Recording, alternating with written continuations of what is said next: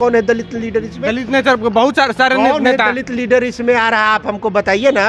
17 गो पार्टियां हैं, कौन है जो दलित इसमें पार्टिसिपेट कर रहा है? बिहार के पूरे देश के दलित को सब दरकिनार कर रहा है। राम राजा के उदय नारायण चौधरी, अशोक चौधरी हैं, सबको वहाँ बैठू के जगह मिलेगा। क्या बात करते हैं? नीतीश कुमार जो अभी प्रधानमंत्री का चेहरा बने फिर रहे हैं, वो तो खुद बीजेपी के सबसे बड़े सहयोगी रहे हैं भारत में। दलित को नेतृत्व नहीं देना है, दलित को डिसीजन मेकिंग पॉलिसी में, पॉलिटिक्स में उनको जगह नहीं देना है, मुसलमानों को तरजीह नहीं देना है, और दलित मुसलमान को बेवकूफ़ करके भाजपा से डरा करके और इसको वोट लेना है और फिर दलितों का ही शोषण करना है। क्या आपको दलितों से घृणा है? दलितों से छुआछूत की भावना आप मानते हैं? मुसलमानों से नफरत करते हैं? भारत का संविधान क्या कहता है? महान जी का विकल्प बन गया चंद्रशेखर आजाद। क्या बात करते हैं? 2000 वोट आता है, आप जी कहते हैं विकल्प बन गया, तिकल बन गया। बहन मायावती जी अपने आप में सक्षम है कि वो नेतृत्व, उनके पास एक बड़ा वोट है, जनाधार। दलितों से इसका मतलब तो छुआछूत मान रहा है एकदम, जो महागठबंधन बन रहा है। दलित और मुसलमान है, आप उसको दरकिनार कर रहे हैं, उसकी आवाज को बंद कर रहे हैं। अवैसी साहब 5 सीट जीत जाते हैं, ये बड़ी बात है। वोट बैंक है दलितों का उनके पास, हमें नहीं लगता किसी के पास है। बसपा की राष्ट्रीय अध्यक्ष बहन कुमारी मायावती से बड़ा कोई दलित लीडर नहीं है। जो भी दलित मुसलमानों को इग्नोर करने उसी पार्टियों को वोट नहीं देना चाहिए। कैसे वोट मिलेगा? बिहार में आगामी 23 जून को महागठबंधन की मीटिंग होने वाली है और महागठबंधन में सबसे परेशान करने वाली बात यह है कि बहन कुमारी मायावती जो कि बीएसपी के प्रमुख हैं और राष्ट्रीय पार्टी है, उनको निमंत्रण नहीं दिया गया है। असदुद्दीन ओवैसी जो कि मुस्लिमों के सबसे बड़े चेहरा हैं देश में, उनको निमंत्रण नहीं दिया जा रहा है। तो सवाल उठ रहा है कि बिहार में दलित और मुस्लिम चेहरे के बगैर कैसे महागठबंधन की बैठक हो रही है और कैसे 2024 की चुनाव की रणनीति तैयार की जा रही है। इन सभी मसलों पर बात करेंगे। हमारे साथ में अमर आजाद हैं, अब बीएसपी के नेता हो गए हैं। बिहार में 23 जून की मीटिंग होने जा रही है और असदुद्दीन ओवैसी को भी नहीं पूछा गया और बहन कुमारी मायावती को भी नहीं पूछा गया, क्या कहेंगे? देखिए, ये बिहार लेवल का तो मीटिंग नहीं है, पूरे देश का है। और पूरे देश में हमें लगता है कि बसपा की राष्ट्रीय अध्यक्ष बहन कुमारी मायावती से बड़ा कोई दलित लीडर नहीं है। और जितना वोट बैंक है दलितों का उनके पास, हमें नहीं लगता किसी के पास है। मुसलमान में अभी बिहार, वहाँ से हैदराबाद से यहाँ बिहार आकर के पिछले विधानसभा चुनाव में ओवैसी साहब 5 सीट जीत जाते हैं, ये बड़ी बात है। मगर इन दोनों चेहरों को इग्नोर करना, डेट मीन्स जो दलित और मुसलमान है आप उसको दरकिनार कर रहे हैं, उसकी आवाज़ को बंद कर रहे हैं। आप कह रहे हैं महागठबंधन, आप डेट मीन्स आप दलितों से, इसका मतलब तो छुआछूत मान रहा है एकदम, जो महागठबंधन बन रहा है। छुआछूत कैसे मानेगा? छुआछूत न माने। कौन है दलित लीडर इसमें? दलित नेता बहुत सारे नेता। दलित लीडर इसमें आ रहा है? आप हमको बताइए ना। 17 गो पार्टियां हैं, कौन है जो दलित इसमें पार्टिसिपेट कर रहा है? बिहार के बहुत सारे दलित नेता है ना। कौन दलित नेता है बिहार के? कौन है बताइए ना। राम राजा के उदय नारायण चौधरी, अशोक चौधरी हैं, सबको वहाँ बैठू के जगह मिलेगा। क्या बात करते हैं? ये पार्टी सुप्रीमो की बैठक है, पार्टी ये बेमेले एमपी की बैठक नहीं है। ये पार्टी सुप्रीमो आइडियोलॉजिकल बेस्ड पे जो पार्टियां हैं, जो आरएसएस से लड़ी है, बीजेपी से लड़ी है, या किसी से, या जिसका एक अपना सामाजिक न्याय का एजेंडा है, अम्बेडकरवादी विचारधारा है, और जो पार्टी के सुप्रीमो है उनकी बैठक है। इसलिए ना मान लीजिए, आप कहना चाह रहे हैं कि बिहार में जो भी दलित नेता हैं उसको सीधे दरकिनार कर दिया जाए? अरे बिहार के पूरे देश के दलित को सब दरकिनार कर रहा है। बिहार तो आप छोड़ दीजिए, बिहार आप छोड़ दीजिए, ये पूरे देश लेवल का मीटिंग हो रहा है, जिसमें कई देश से कई राज्यों में जो विभिन्न पार्टियां हैं वो लोग शिरकत कर रहे हैं, शामिल हो रहे हैं। तो ये दलित को दरकिनार किया जा रहा है, हम लोग ये नहीं कर रहे। बहन मायावती जी अपने आप में सक्षम है कि वो नेतृत्व, उनके पास एक बड़ा वोट है, जनाधार। तो आप ये कर रहे हैं, बैठक कर रहे हैं, तो आप उनको नहीं बुला रहे। किस लिए नहीं बुला? इनको कम से कम जवाब देना चाहिए लोगों को कि हम इनको क्यों नहीं, कौन है दलित चेहरा।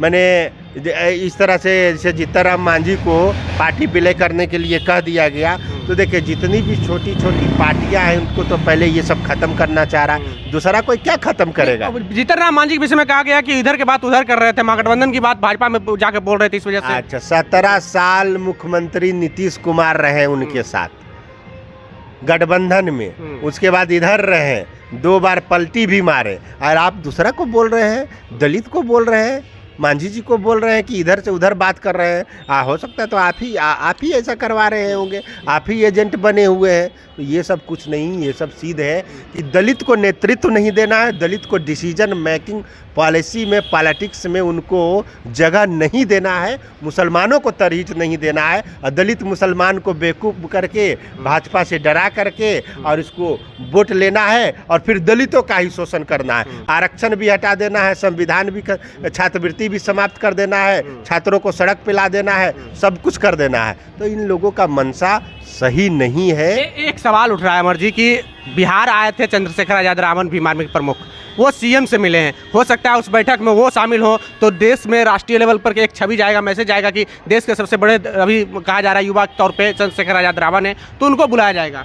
नहीं, ऐसी कोई बात नहीं है, और हमको नहीं लग रहा है कि उनको नोटिस भी लिया गया है, क्योंकि देश की बड़ी लीडर जो है दलितों की, बहुजन का, वो बहन मायावती जी, महान जी का विकल्प बन गया चंद्रशेखर आजाद। क्या बात करते हैं, 2000 वोट आता है, आप जी कहते हैं विकल्प बन गया, तिकल बन गया। चुनाव लड़े थे ना जी, कितना वोट आया था, क्या बात करते हैं। तुलना मत करिए, वो सब आसमान ज़मीन में फ़र्क है राजनीति में, खास करके भीड़ जुटाना, भीड़ का ये करना अलग बात है, पर उनको भी दरकिनार किया गया है। हम यही पूछना चाहेंगे महागठबंधन के लोगों से कि आप दलित और मुसलमानों को, जो ये बैठक, सर्वदलीय बैठक हो रहा है, एक गठबंधन की बात हो रही है, वो तो आप माने क्यों दलित मुसलमानों को, क्या आपको दलितों से घृणा है, दलितों से छुआछूत की भावना आप मानते हैं, मुसलमानों से नफरत करते हैं? भारत का संविधान क्या कहता है, धर्मनिरपेक्ष देश है। मगर कोई पर एक सवाल ये हो रहा है कि जब चंद्रशेखर आजाद रावण बिहार आए थे, मिले थे सीएम से, कहा जा रहा था कि बीएसपी का जो कोर वोटर है वो चंद्रशेखर आजाद रावण के साथ चला जाएगा अगर महागठबंधन में जाएंगे। ऐसी कोई बात नहीं है, यहाँ बीएसपी मजबूत है, और हम लोग पूरा काम, अभी हर जिला में हम लोग का सम्मेलन हो रहा है, काम हो रहा है, ऐसा कोई सच्चाई नहीं है। हाँ, कुछ युवा है, हमसे ज़्यादा कोई जानता है भीम आर्मी के बारे में, हम प्रदेश अध्यक्ष रहे हैं, पहला बार प्रोग्राम करवाएं, ऐसी कोई बात नहीं है। हम लोग का ग्राउंड लेवल पे बात है, ऐसी कोई बात नहीं है। मगर हम यही कहना चाहेंगे कि महागठबंधन की जितनी भी पार्टियां हैं, कांग्रेस समेत आरजेडी, जदयू, जो भी पार्टियां हैं, इन लोगों को दलितों से नफरत होने लगा है, दलितों को अधिकार देने से, उनको नेतृत्व, पॉलिसी मेकर, डिसीजन में बैठाने से इन लोग कतरा रहे हैं। इसलिए जो पार्टियां हैं दलितों की, जो छोटी पार्टियां, उनको विलय किया जा रहा है, और जो बड़ी पार्टियां हैं, राष्ट्रीय लेवल की पार्टी है, उनको इग्नोर किया जा रहा है। तो आप बताइए, पूरे देश के लोग ये देख रहे हैं कि किसके पास कितना जनाधार है, क्या है, और इस तरह से राष्ट्रीय पार्टी को इग्नोर करके ये लोग सफल नहीं। एक आखिरी सवाल, दलित और मुस्लिम क्या भारतीय जनता पार्टी के साथ जाना पसंद करेंगे, क्योंकि महागठबंधन वाले तो तवज्जो नहीं दे रहे हैं? देखिए, महागठबंधन या भाजपा राजनीति में अवसर की राजनीति होती है, और सत्ता में रह कर के समाज का भलाई किया जाता है, या विपक्ष में है तो सड़कों पर आंदोलन करके। क्या पार्टी कोई भी हो, बीजेपी हो, कोई भी हो, तो बीजेपी में अगर चला भी जाए या समर्थन भी करे, तो इन लोग जो कौन ऐसा पार्टी है जो बीजेपी में नहीं रहा गठबंधन में, बताइए तो?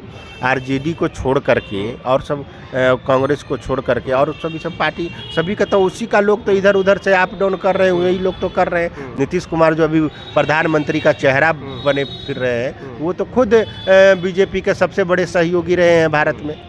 हाँ, बिहार में इतना दिन सरकार चलाए, तो ये यानी बीजेपी से कोई परहेज नहीं है। देखिए, परहेज की राजनीति में किसी से कोई परहेज नहीं होता है। हम लोग संविधान, आरक्षण की बात करते हैं, और ये सब निर्णय जो है पार्टी के सुप्रीमो, उनको लेना है कि क्या करना है, नहीं करना है।